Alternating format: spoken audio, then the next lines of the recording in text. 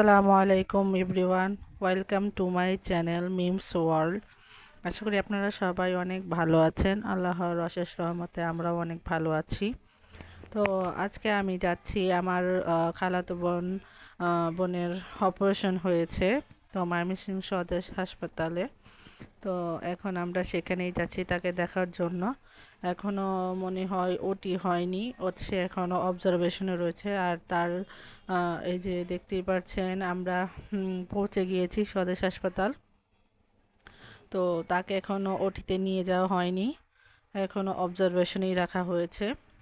কিন্তু ভিতরে কাউকে আসলে অ্যালাউ করে না, বিদায় আমরা ওয়েটিং রুমে বসেছিলাম। তো এখন যাই, তার যে ডাক্তার ধারা সে অপারেশন করাবে উনি এখনও আসেননি। আসলে হয়তো বা তাকে ডাইরেক্ট ওটিতে নিয়ে চলে যাবে, যেহেতু এখানে সবার এলো না। তো পাক্কা পৌনে 1 ঘন্টা যাবত অপারেশন হওয়ার পর তাকে যখন পোস্ট অপারেটিভে নিয়ে আসা হয়েছে, তো আমরা তাকে একটা নজর দেখতে গিয়েছিলাম। তার কন্ডিশন আসলে খুব সিরিয়াস ছিল, যেহেতু তার থাইরয়েডও ছিল, হাইপোথাইরয়েড। তো সেই জন্য তার খুব কষ্ট হয়েছে। আর এখন আমরা যাচ্ছি তার কেবিনে। তার কেবিনটা আসলে কত 7 তলায় ছিল, তো আমরা তার কেবিনে চলে গিয়েছিলাম ডাইরেক্ট। সেখানে একটু গোছগাছ করে তারপর আমরা বাসায় চলে যাব। এই যে দেখতেই পাচ্ছেন তার রুমটার। সতেজ হাসপাতালটা যেহেতু এই জায়গায় নতুন করা হয়েছে, তো হাসপাতালটা সত্যিই অনেক সুন্দর, পরিষ্কার পরিচ্ছন্ন ছিল। আর এই যে দেখতেই পাচ্ছেন একদম সব কিছু পরিপাটি প্ল্যানিং খুবই সুন্দর। আমার কাছে খুব ভালো লেগেছে। ছোট ছোট কেবিনগুলো হওয়া সত্ত্বেও তারা অনেক সুন্দর করে এগুলো গুছগাছ করেছে। তো এখন আমরা বাসায় চলে যাচ্ছি। তো বাসায় গিয়ে তারপর সেখান থেকে আবার একটু বের হব আদনানের বাবার সাথে। তো এখন বাসায় যাওয়ার পর এখন আমরা আবার বাচ্চাদের নিয়ে পরে বের হয়েছিলাম বিকালে, সন্ধেবেলায়। যেহেতু বাচ্চাদেরও মাঝে মাঝে একটু নিয়ে বের হই, এটা আপনারা জানেন যে আমি ম্যাক্সিমাম টাইমই বের হয়ে যাই। তো আমরা চলে গিয়েছিলাম দানশের রেস্টুরেন্টে। তো গত সপ্তাহেও শুক্রবারে আমরা দানশির রেস্টুরেন্টে গিয়েছিলাম, বিকজ অফ আমার ছেলে আদনান আর কায়না দুইজনই মূলত দানশির রেস্টুরেন্টটা বেশি পছন্দ করে, কারণ ওখানে প্লে জোন আছে, এই যে দেখতেই পাচ্ছেন। শুধু আমার বাচ্চা না, সব বাচ্চারাই মূলত এনজয় করে ওই জায়গাটাতে, যার কারণে তাদের ওই জায়গাটাই বেশি ফেভারেট।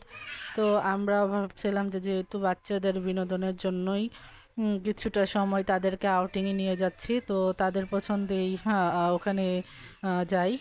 তো এই যে দেখতেই পাচ্ছেন খেলায় তারা অনেক ব্যস্ত। তো আমি আবার আপনাকে বলছিলাম যে লাফালাফি কমিয়ে করার জন্য। আর তাদের এটার জন্যই মনে হয় বিশেষত তাদের একটু বেশি কাস্টমার সেখানে যায়।